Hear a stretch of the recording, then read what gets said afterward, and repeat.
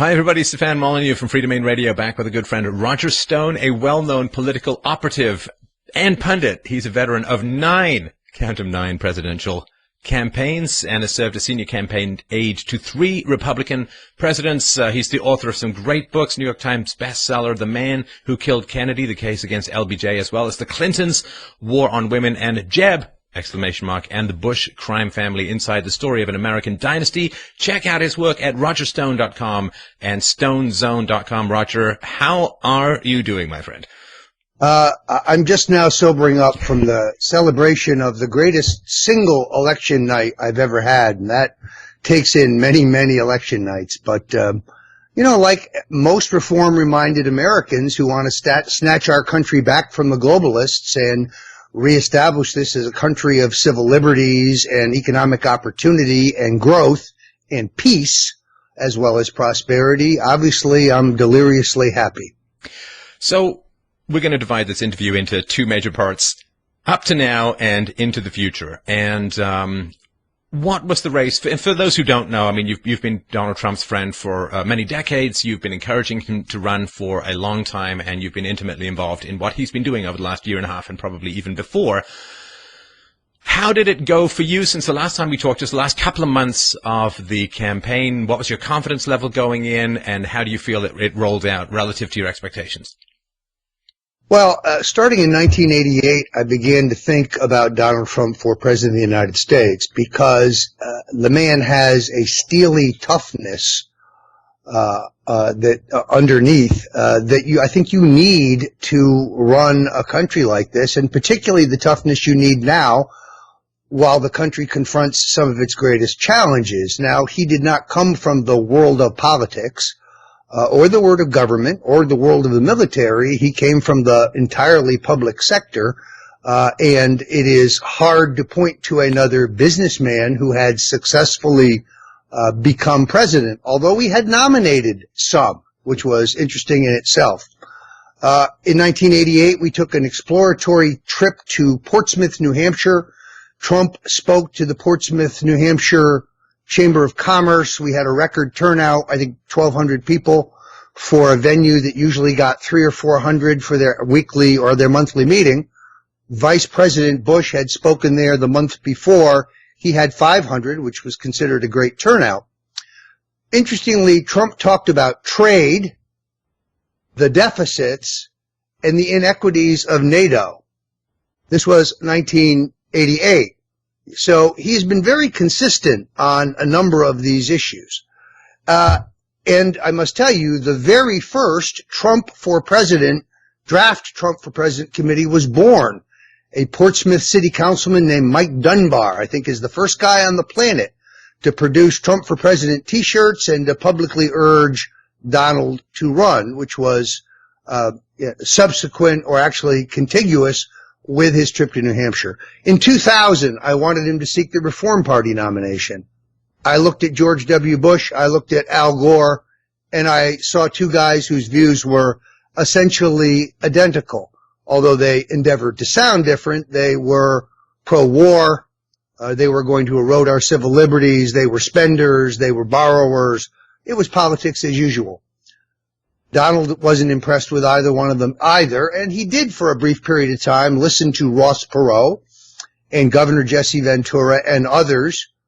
People don't remember this, but he not only won, Trump won a straw poll at the Reform Party National Convention the year before their presidential nomination, but Trump supporters put his name on the ballot in the Reform Party primaries in a handful of western states where the party had permanent status and primaries just like the Republicans and the Democrats.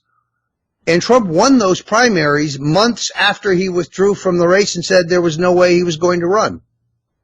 In any event, I was the chairman of his presidential exploratory committee that year. We did look at it seriously. 4 years ago, I wanted him to challenge Mitt Romney. I made my case as persuasively as I could. There was a time, as you recall, that he zoomed to the head of the polls in the race 4 years, leading Mitt Romney. Many people have forgotten that.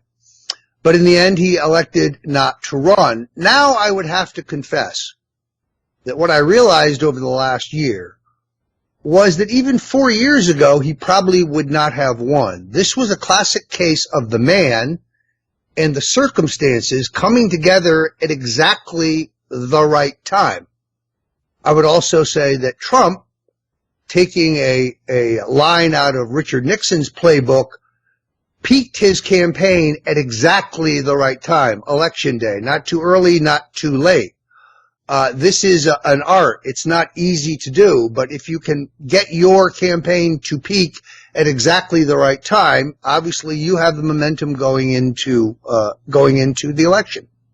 Now, we can talk, and I do want to talk about the great game that Donald Trump and his campaign and those who supported him played. But let's just talk a little bit about some of the stuff that was outside of his control. First of all, the DNC and the Hillary campaign they just seem to run a really bad campaign, keeping her away from the limelight, keeping her away from interviews, not dealing with health issues until after they were outed by the alternative media, and all of the stuff that was coming out, this Podesta drip of emails, the DNC, the WikiLeaks stuff, which really wouldn't have been as available, as powerful 4 years ago, the media collusion that showed up, and then, of course, the great bomb that Comey dropped shortly before the election about the reopening or the reopening of the investigation because of the emails found in Uma Abedin and Anthony Weiner's computer. What about the stuff that was outside of his control, and to me at least, how badly that was managed on the opponent's side? That's what I mean by a concurrence of events all happening at the same time. I mean, first of all, I think this has both a macro and a micro application. Voters have never been as angry and as sour and disillusioned as they are right now, not even 4 years ago. I think a lot of this has to do with the expectation level that rose 8 years ago, because all Americans, myself included, wanted Obama to bring us hope and change. We wanted to revitalize the economy. We wanted to have a foreign policy that was coherent and made sense. We wanted to start avoiding foreign wars. We wanted to stop the erosion of our civil liberties. All these excesses of the Bush administration. We wanted brakes on federal spending, where Bush outpaced the Democrats by many miles. And we were hopeful that that would come. I think most Americans really wanted Obama to succeed. And when he failed, and still got a second term because we probably nominated the one man who couldn't beat him, that anger, I think, festered. So Trump comes along as an outsider, as a guy you can't buy, because the voters know special interest influence is the entire problem, that everything in Washington can be bought.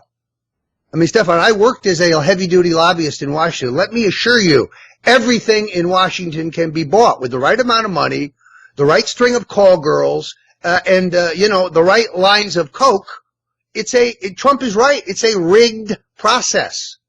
And influence peddling is rife. And it has been under both parties. And as Trump says, it's time to drain the swamp. The first thing he must do is offer really stringent lobbyist and ethics reform.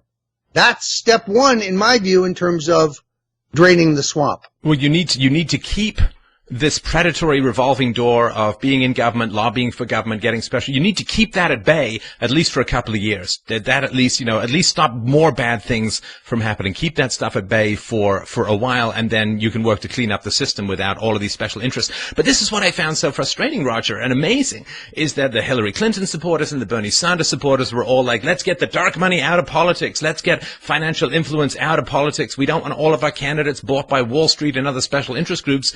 And as I made the case repeatedly, that's Donald Trump. He's the only guy since the founding fathers who's come along without giant conflict of interest and these big NASCAR ownership decals all over his forehead from whoever paid for his campaign. If that's what you want, this is what you could get.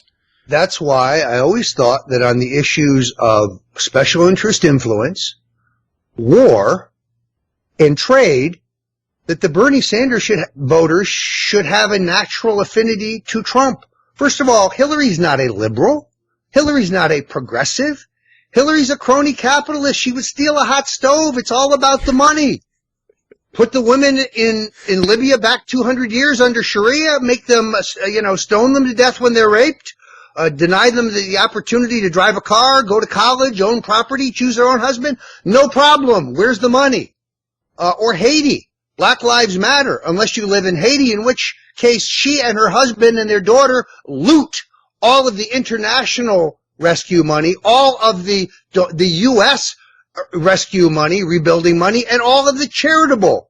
And the people of Haiti get nothing. No roads, no hospitals, no schools, no housing above all, because the homes are destroyed.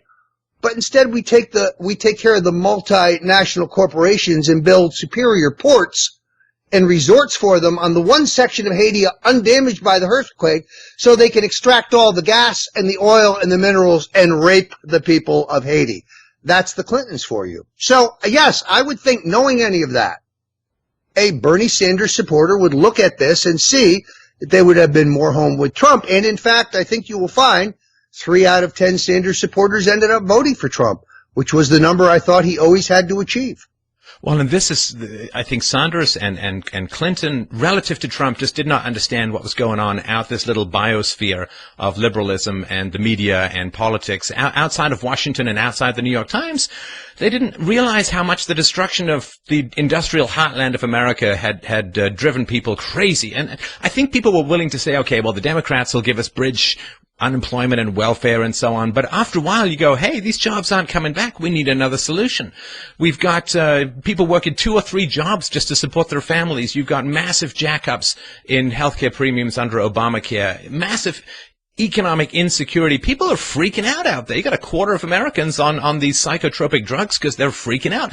There's this giant panic out of there in America that I don't think that any of the other candidates, even in the Republican contenders, any of the other candidates got how bad it is for people out there. And I think Trump really, really got that and tapped into that in a way that was very compelling. Well, but again, the lagging economy, the financial insecurity, the anxiety of Americans, again, while this is the worst it's ever been, it didn't reach this peak 4 years ago. It was headed in this direction. So, again, Trump comes into the perfect storm. He's the right candidate, and the times, the circumstances, including the weak economy, the collapse of Obamacare, coupled with, as you point out, the arrogance of our opponents. Look, she spent $1 billion+ God knows how many millions David Brock and his allies money laundered, mixing nonprofit money with hard dollar money for the various Clinton front groups that were savagely attacking me personally and any other critic of Hillary Clinton. Add all that together, Trump probably spent $250 million. If there was super PAC spending beyond that, it was de minimis. So he was outgunned financially. They kept her away from the press because of her vulnerabilities. She's not well. I don't care what they say. She's not well. She has no program. She was running on nothing but platitudes. Oh, the whole mock cod from hell. I'm an advocate for women. No, you're not. You're an abuser of women.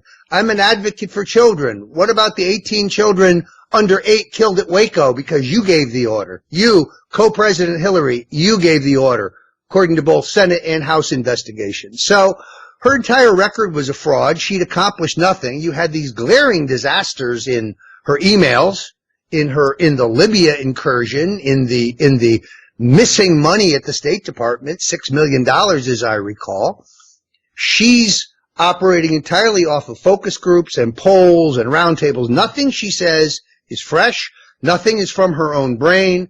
Everything is practiced.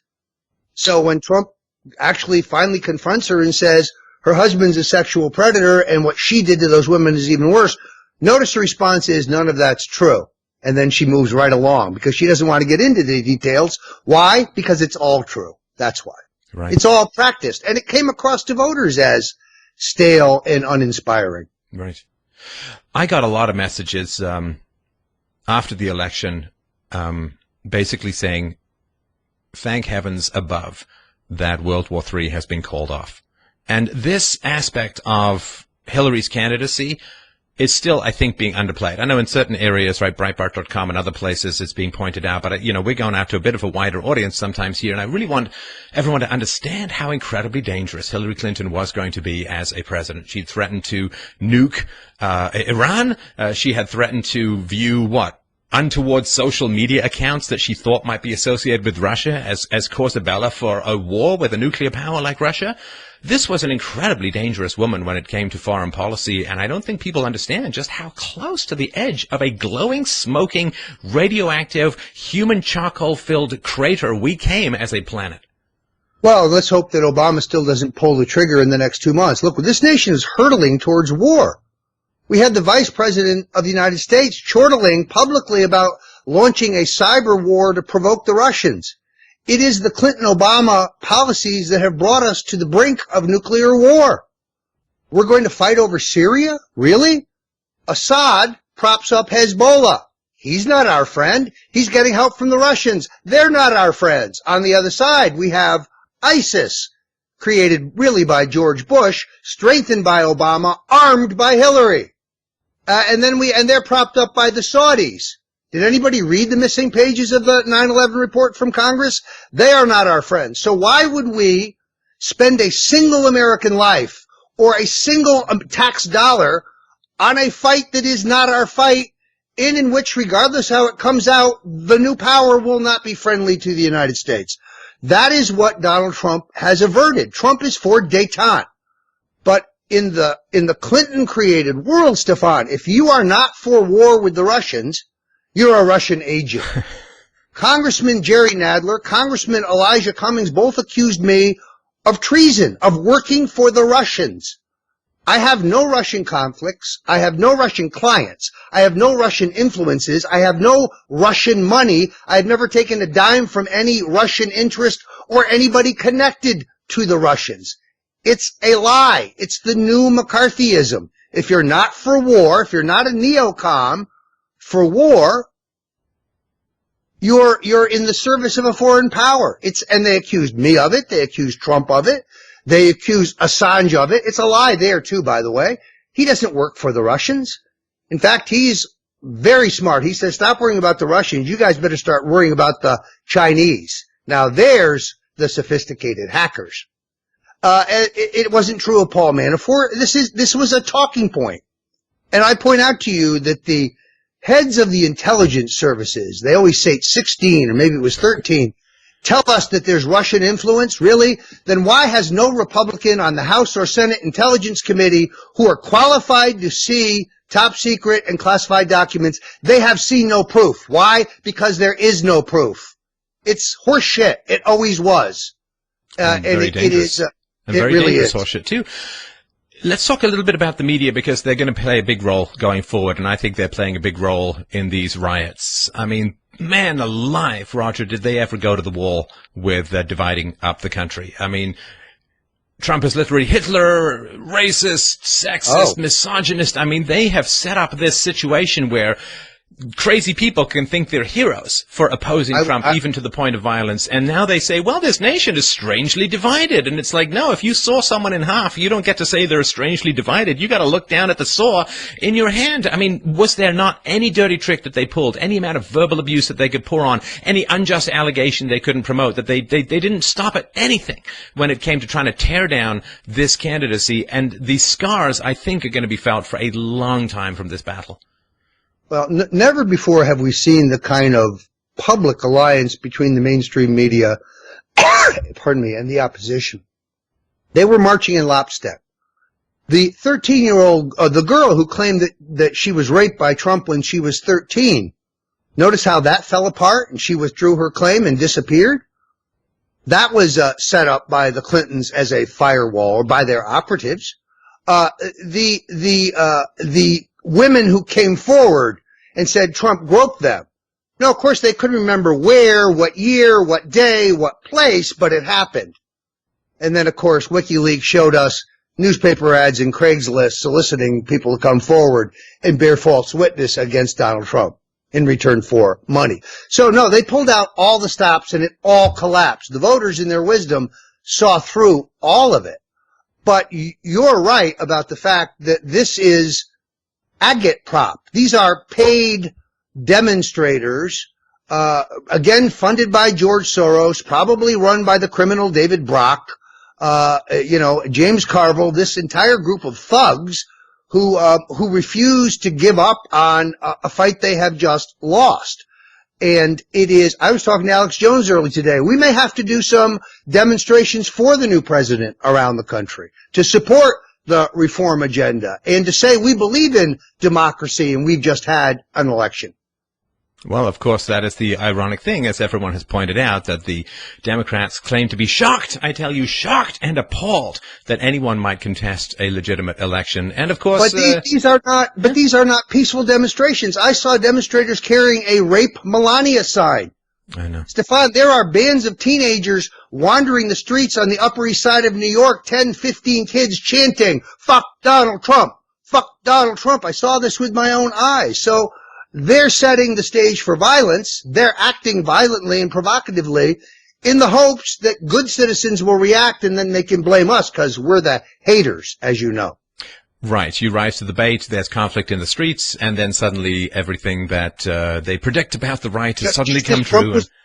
Just as Trump was blamed for the violence at Trump rallies, we now know from WikiLeaks and James O'Keefe at Project Veritas, who's definitely an MVP in this election, as far as I'm concerned, that this was all paid for. It was all instigated. They had hoodlums, they had professional agents provocateur wearing Bernie t-shirts. Poor Bernie. They're blaming him. So it's the same playbook. They're just doing it again. So let's do our little pivot here and talk about what's coming up. There do seem to be people who are like, oh no, he's retreated on Obamacare. This is all nonsense. It seems to me entirely in line with everything he talked about in the lead up to the election, what's happening now. But what's going on with the choice of the teams? I know that Pence is now in charge of the transition and all of that sort of stuff. So what's going on that we can't easily see? Of course, you're an inside guy. But what's going on that might help people understand the integrity of the campaign? First of all, traditionally, there's very little news in this period. The transition committee is trying to get organized. They've obviously had some leadership changes there, which I think are positive. You have Jeff Sessions, who I have a very high regard for, and his man Rick Dearborn, another gentleman that I have a very high regard for in terms of capability and understanding who the Trump grassroots constituency is and who it is not, and who would be a loyal member of the Trump team and who is a neocon who's got their Bush button under their lapel trying to get on board. And believe me, they exist. I've also been in two presidential transitions, Stefan. I served in President Reagan's transition in 1979 or 1980 and 81, and I served in President Nixon's second transition. So in 1972.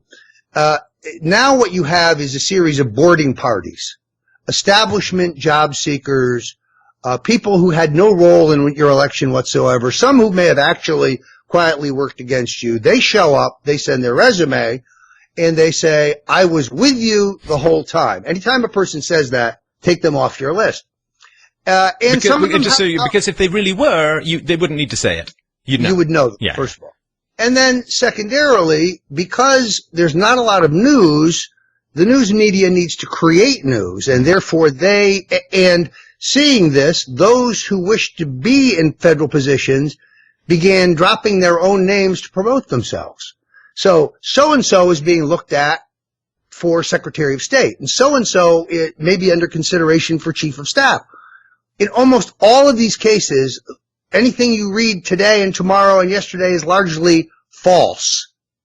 I spoke to the president-elect the night before last. He has made no decisions on major positions.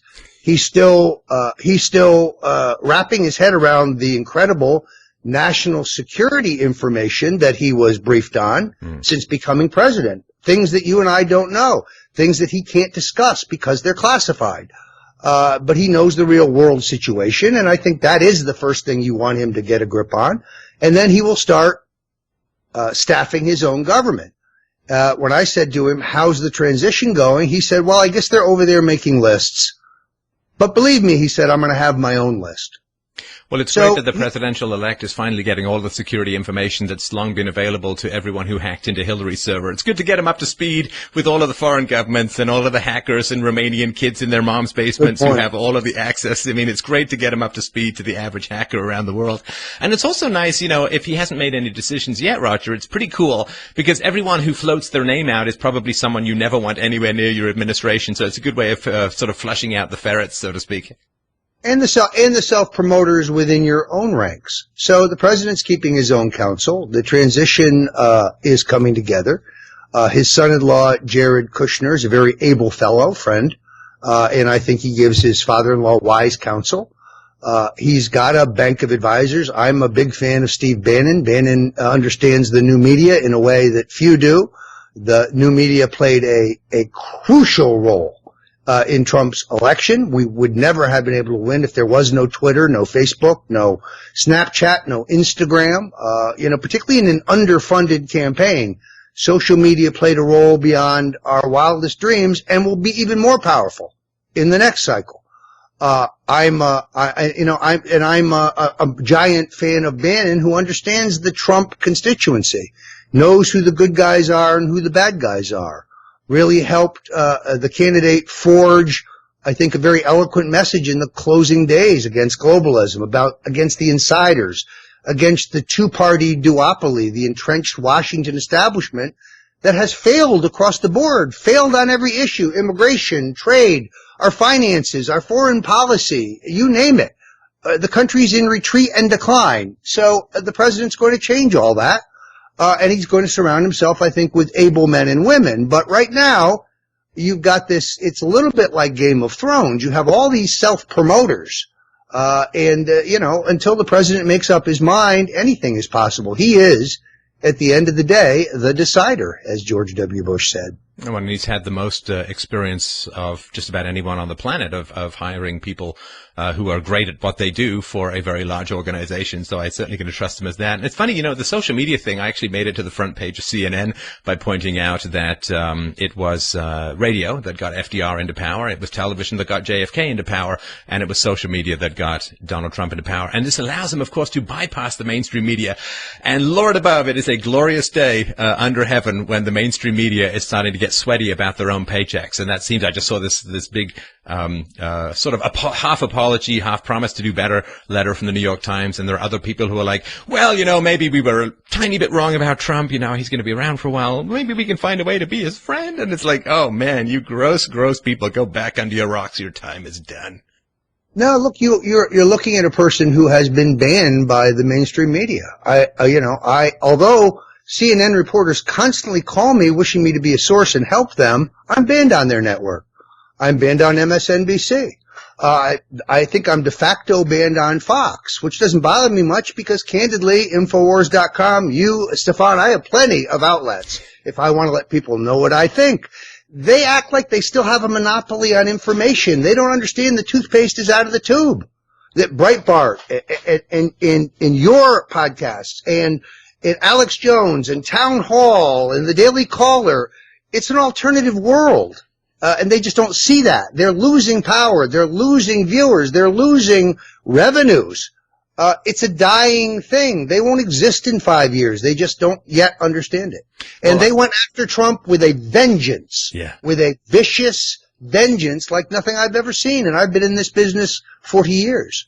Well, I think they knew that this was the winner-take-all election for the next generation. And I've made that case before. I'll just do it briefly here. If Donald Trump, now that Donald Trump, I like not saying if Donald Trump gets in. Now that Donald Trump is in, I believe he's going to execute on the things that he's talked about with immigration, with trade, and with other things. Jobs are going to come back. Things are going to get turned around. I think he's going to lower, obviously the taxes are going to get lowered. The economy's going to grow. Deficit's going to shrink.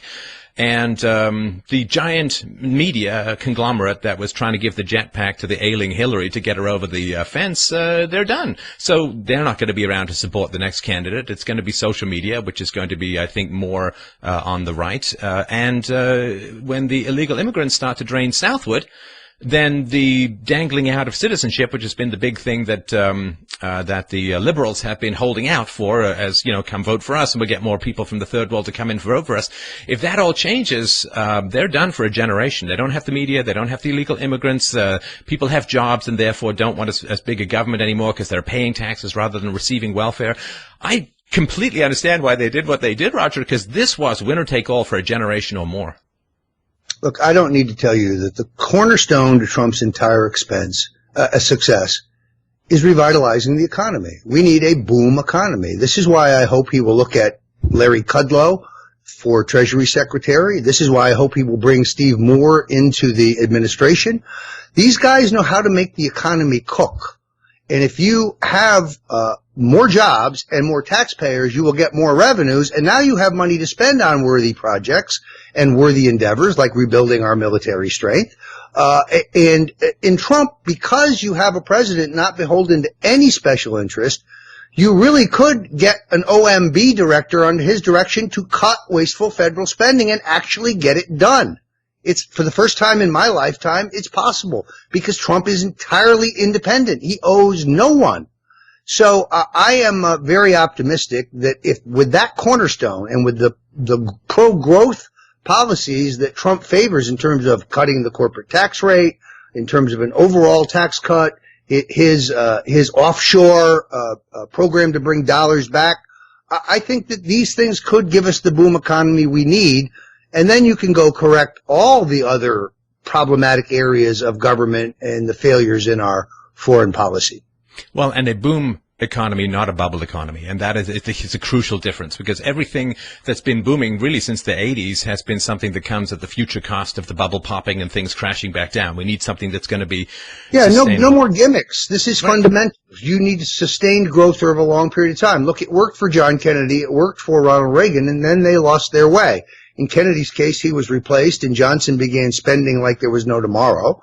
And in the case of Reagan, and this is the great danger, because I worked for Governor Reagan in 3 presidential campaigns, was in his transition, and worked for his reelection. This is where the establishment that can't beat you tries to co-opt you. Right. And they co-opt you first with the boarding party of people who will say they're for your agenda, but who are for their agenda. I would suggest, just as a suggestion to the president-elect, and I would never presume to tell him what to do, if you supported the Iraq War, I would not have you as my Secretary of State. If you supported, NAFTA, I would not appoint you to a position in my administration. I think the criteria have to be Trumpism. We need people who believe in the Trump doctrine, and I think he's laid it out in this campaign. If you're not for sealing the borders, don't apply for a job here. You're the wrong person. If you're gonna defend the broken veterans health care system and you come out of it, you're not the person for the job. We need somebody from the outside who can give our veterans the greatest, most accessible, quick health care you can find. So if you were part of the problem, don't try to show up and say you're part of the solution. What about Paul Ryan and Speaker of the House? How do you think that's going to work out? I mean, that is one vacillating mother person out there. Look, I think here's the lead for this podcast. Donald Trump would make an egregious error if he makes Reince Priebus his White House chief of staff. Not only will it not sit well at the grassroots among the Trump supporters, but Priebus's political loyalty is to Paul Ryan. I know he is sometimes mistakenly viewed as a Scott Walker guy or perhaps even a Romney person because he was chairman of the RNC during our ignominious defeat in that election. I shouldn't say our, I was for Gary Johnson, but there. He's a Washington insider. He is a party regular, but more than any of those things, he's Paul Ryan's man. So it would be an egregious mistake, and I am hopeful that the president will reject that advice. Now, I know that when President-elect was walking around Capitol Hill last week after his meeting with President Obama, I'm sure the House and Senate leaders put in a plug for Reince. That's bad advice. Trump needs a chief of staff who is a Trump person, who has no agenda other than Donald Trump's agenda, and who is 100% loyal to him. Now, I'm sure Reince is not a bad guy, and he did some things to help Trump win, and Trump may even like him. And I'm sure there's a position for him where he could serve the Trump administration with distinction. But this isn't it. No, and if I had my vote, it would be Bannon. But now let's talk about some of the risks going. I concur. Steve Bannon would be spectacular. But, I don't know the president's mind on this. I don't pretend to. But I hope this is an error he does not make. Right. So let's talk about some of the risks going forward. I mean, it's, we're all, I guess, those who are pro-Trump flushed with a victory, but of course it is important to keep your sights going forward. There are sort of three major risks that I see, and perhaps you can sort of comment on them and let me know if I've missed any. But number one, of course, is martial law, right? I mean, if the rioters get their way and things escalate, then there may be martial law, which might prevent a transfer of power from moving forward. And people, let me just remind everyone out there who's like, oh, that's outlandish, it's low. It's only called a conspiracy theory if you don't know your history and you don't know what's gone on in these things in this way in the past. That's number one. Number two, of course, is that entrenched special interests might try to blow up the economy and cripple the presidency. And number three, of course, is assassination. Where do you think we stand with these risks, and are there any that aren't sort of floating into my brain? Let me address them one by one. First of all, and I'll take them out of order, the globalists now crashing the economy, to me, is a real threat and a real possibility. I also noticed that the Obama administration is really starting to squeeze and crack down on community banks. Community banks are extremely well-heeled, they're solvent, and they're the only people lending today. If you want to build a business, expand a business, whatever, you've got to go to the community banks. Trump must reverse that as soon as possible. That's an effort to purposely slow the economy. Secondarily, as far as martial law is concerned, I believe that the Obama administration will do anything that they believe they can publicly get away with. Now, is that a bridge too far? I guess it depends on the level of violence in the country. I think it is unlikely that anyone who attempted to delay a constitutionally mandated procedure that has been followed for now 100 plus years will really have a problem in terms of a national uprising and widespread civil disobedience, unless, of course, they can close the internet down at the same time, which I think is unlikely. So I'm going to give our opponents the benefit of the doubt. I don't think the paid-for demonstrations will rise to a level that they can sustain over 2 months until there's inauguration. That's hard enough, but you can see through it. It's so incredibly transparent. And it's only a matter of time before we have video of the same demonstrator in Milwaukee, New York, and in New Orleans. And therefore you can prove that these are paid agitators moving from state to state, paid for by someone, most likely Mr. Soros. I'd feel a lot better if they were trying to talk these rioters down. Like if Hillary was out there, if Obama were out there, and the fact that they're not, or at least haven't been so far, leads to me to indicate that there is some benefit they expect to accrue out of these kinds of riots, because they could talk them down fairly, not in my name, and this is wrong, and you've got to accept the election and go home and do something productive with your lives, scare yourself into a job. I mean, what are they afraid? They're afraid that Trump's going to make the economy so good they can't blame their lack of a job on there being no jobs. I mean, good Lord. Look at the rhetoric. It is ridiculous that Trump is going to begin snatching people off the streets and deporting him, that he is going to dissolve gay marriages. Where does this crap come from? This is a lie. That the KKK is going to get federal funding. I actually saw that today. This is disinformation. It's all nonsense.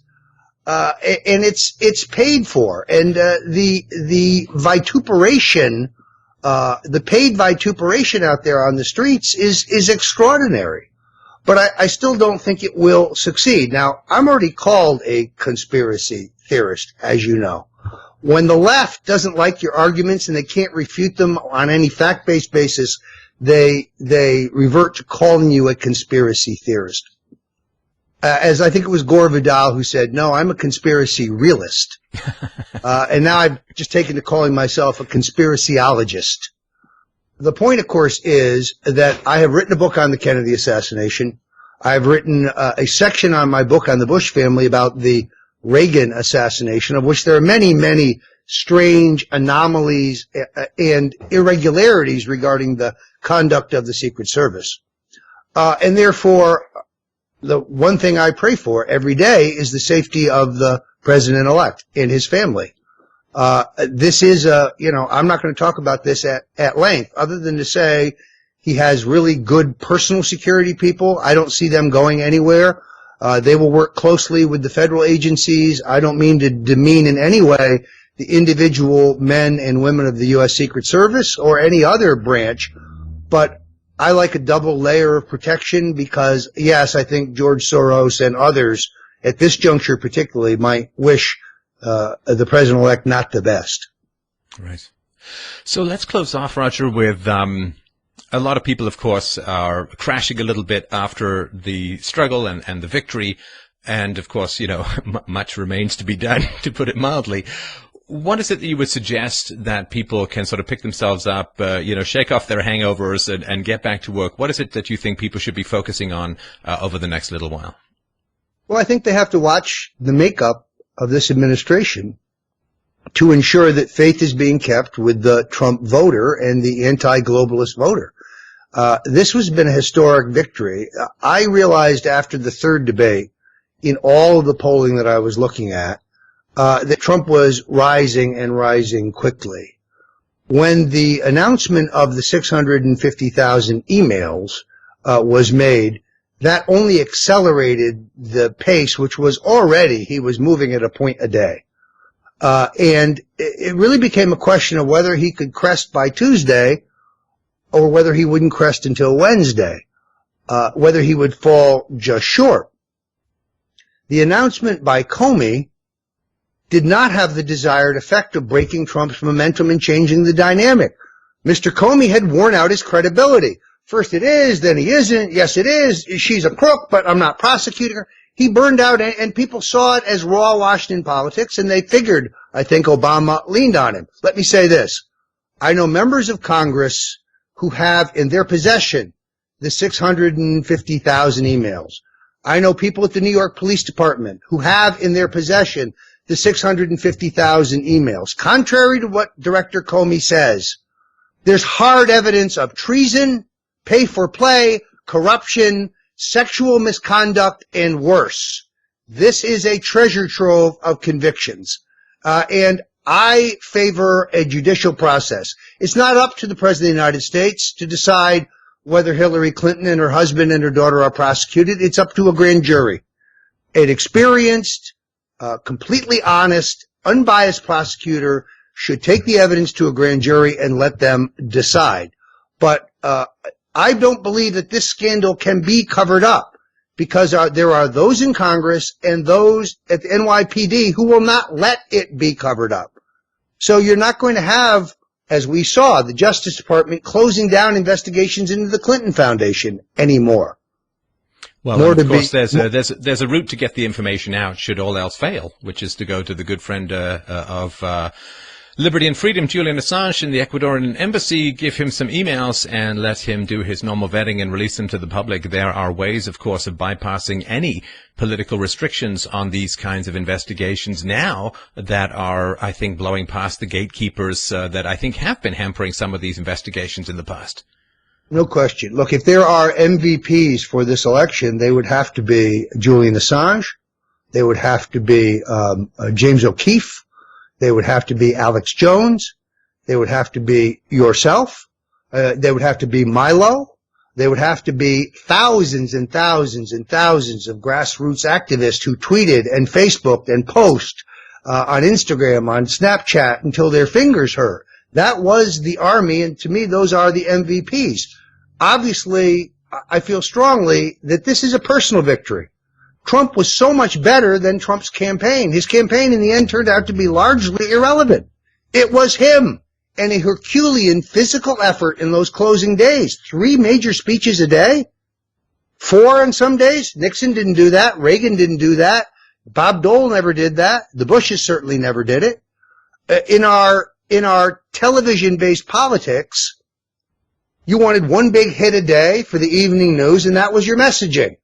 Trump understood in the new media, you need constant contact. You need constant content. And therefore, you could have 4 big news stories a day.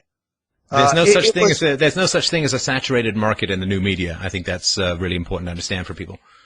There's no question about it. So he more than anyone else really deserves the accolades.